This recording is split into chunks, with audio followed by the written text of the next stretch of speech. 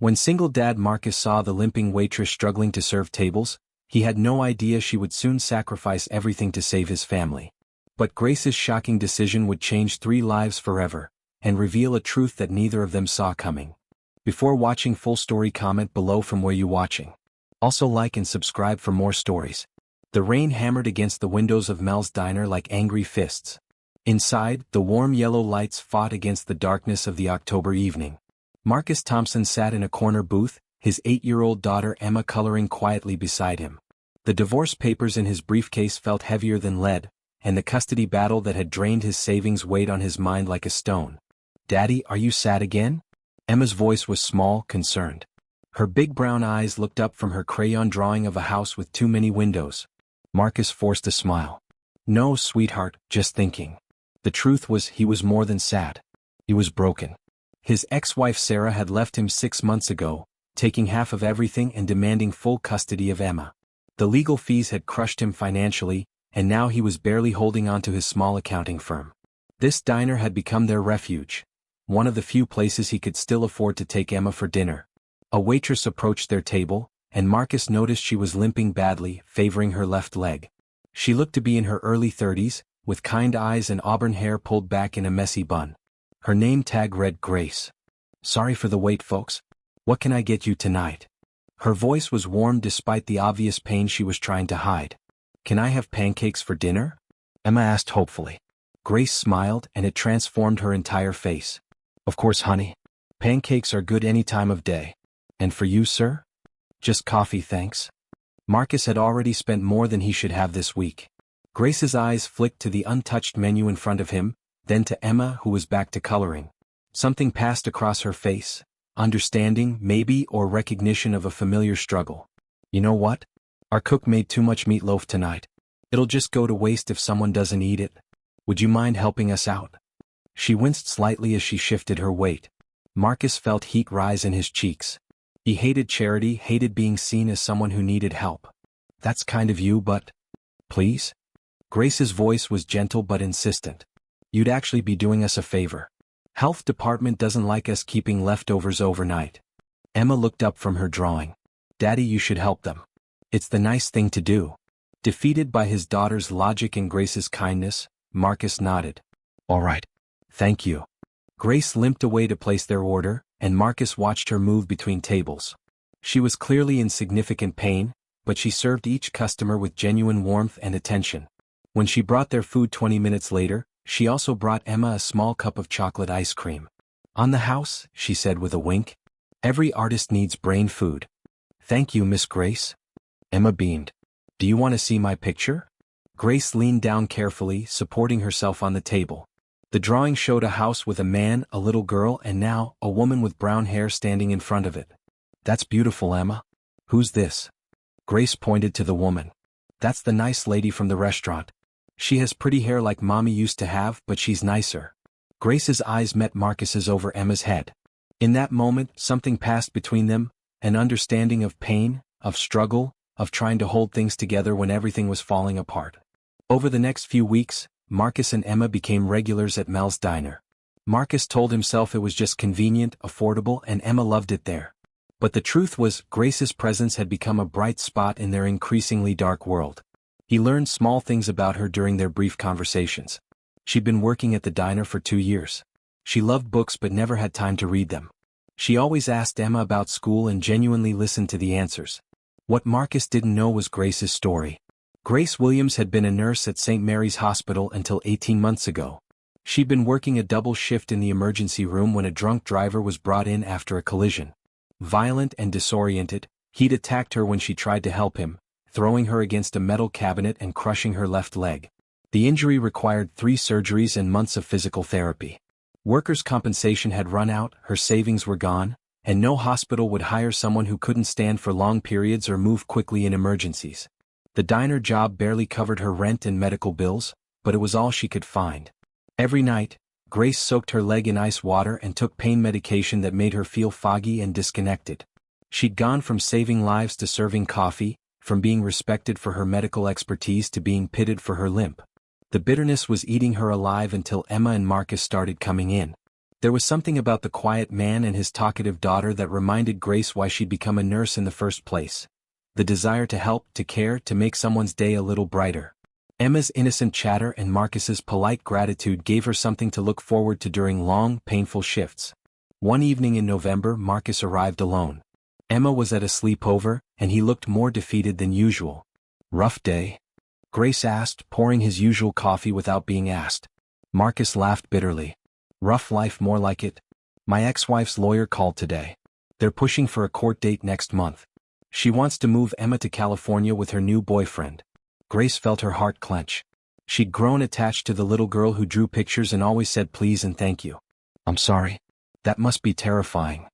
I can't afford to fight it anymore. I've already borrowed against everything I own. My business is barely surviving." Marcus's voice cracked.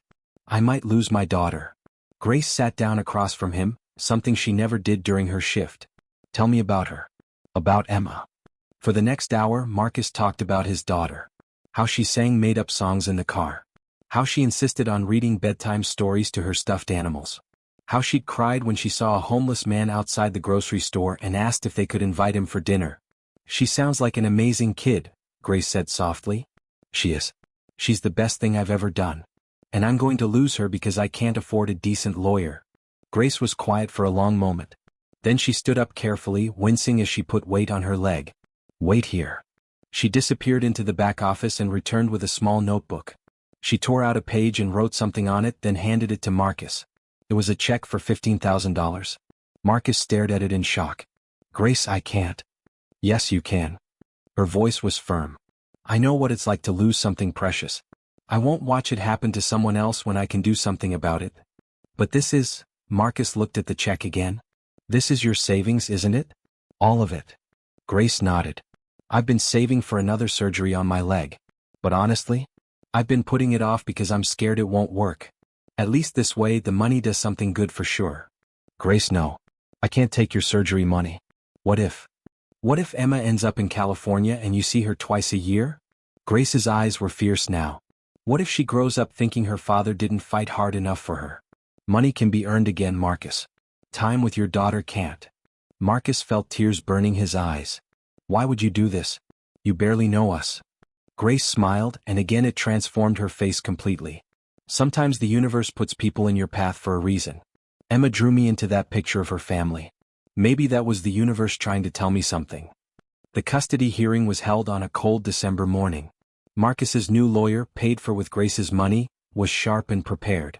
He presented evidence of Marcus's devotion to Emma, his stable home environment, and Sarah's pattern of putting her social life before their daughter's needs.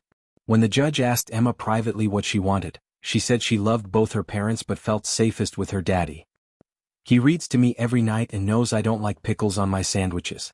And he cries sometimes when he thinks I'm not looking, but he still tries to make me happy."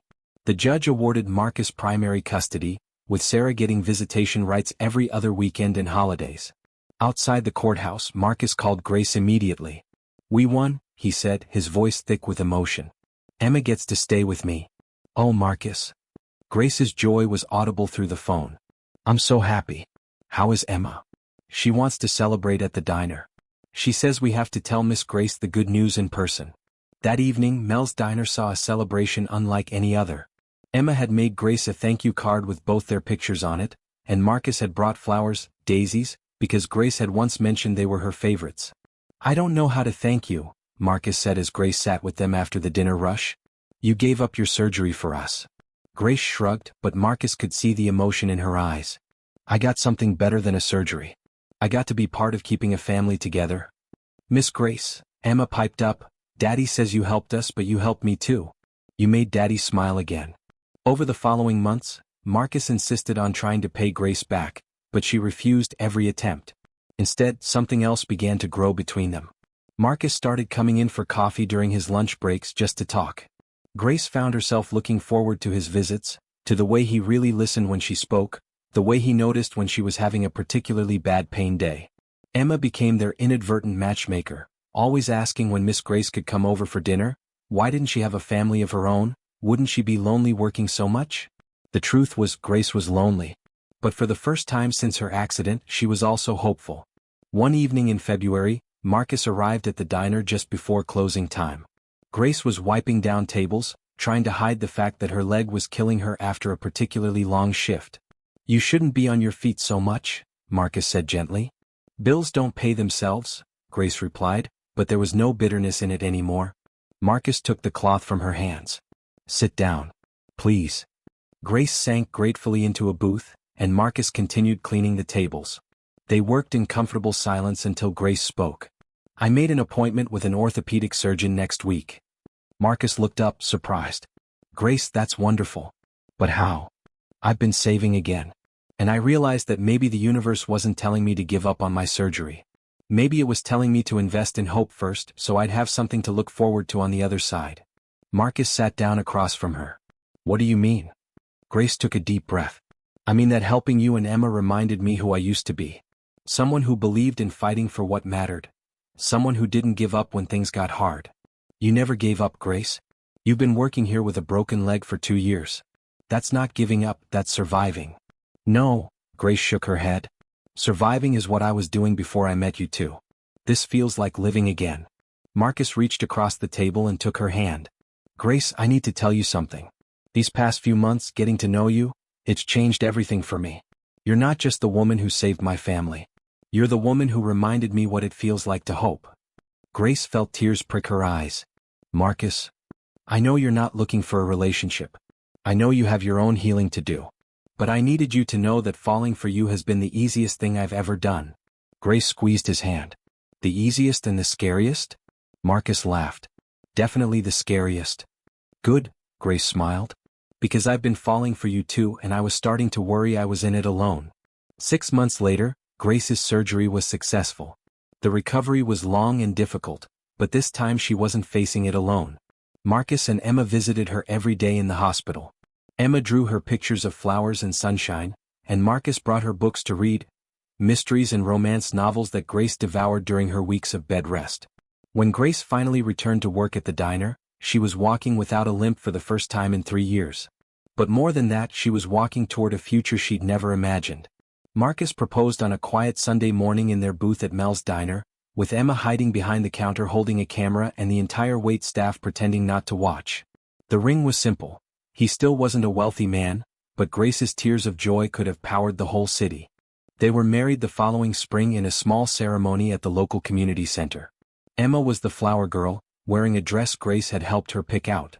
Instead of expensive flowers, they decorated with drawings Emma had made over the past year, pictures of their growing family, their hopes for the future, and yes, that original house with too many windows where a little girl had first drawn a limping waitress into her world.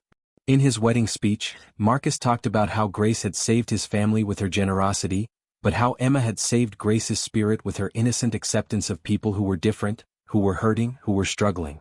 "Sometimes," he said, looking at his new wife and daughter, "the most beautiful families are the ones that choose each other." Grace's response was simpler. "I spent 2 years thinking my story was over. It turns out it was just the end of chapter 1. Today, 5 years later, Grace is back to working as a nurse. This time at a clinic that specializes in helping accident victims navigate their recovery. Marcus's accounting firm has grown, and they've been able to buy a house with exactly the right number of windows. Emma, now 13, still draws pictures, but they're more sophisticated now. Her latest masterpiece hangs in their kitchen, a family of 3 standing in front of Mel's Diner, with the words, "Where Love Began" written in careful cursive below. The diner still holds a special place in their hearts. They eat there every Sunday after church, and Grace always leaves a generous tip for whichever server they have. She knows what it's like to depend on the kindness of strangers, and how a single act of compassion can change the trajectory of someone's entire life. Sometimes Emma asks Grace about the day she gave Daddy the money for the lawyer. Grace always tells her the same thing. "Sometimes we think we're helping other people, but really they're helping us. Your daddy and you reminded me that broken things can be healed, that lost things can be found, and that the most important investments we make are in love." Marcus still keeps that first check Grace wrote him, though it was cashed long ago. He's had it framed, and it hangs in his office as a reminder that angels sometimes come disguised as limping waitresses in small-town diners, and that the most profound acts of love often come from the most unexpected places. Their story began with pain, his heartbreak over losing his daughter, her grief over losing her career. But it became something beautiful because they chose to see past their own struggles to help each other heal. As Grace often tells her patients at the clinic, sometimes the worst thing that happens to you becomes the bridge to the best thing that happens to you. You just have to be brave enough to cross it. In the end, Marcus didn't just keep his daughter, he gained a wife who understood that love isn't just a feeling, it's an action. A choice to keep showing up, keep believing, keep hoping even when everything seems lost. And Grace didn't just get her surgery, she got her life back, and a family that chose her not despite her brokenness, but because her journey through it had made her exactly the person they needed. Every morning as they sit around their breakfast table, Emma's artwork covering the refrigerator and Grace's nursing textbooks stacked next to Marcus's accounting journals, they're reminded that families aren't always born. Sometimes they're built, one act of kindness at a time. The house Emma drew all those years ago had too many windows because, as she explained to her parents recently, I wanted to make sure there was room for everyone who needed to come inside. Turns out she was right. There was room for everyone who needed to come inside. And sometimes, the people who need to come inside the most are the ones brave enough to open their hearts to let others in first.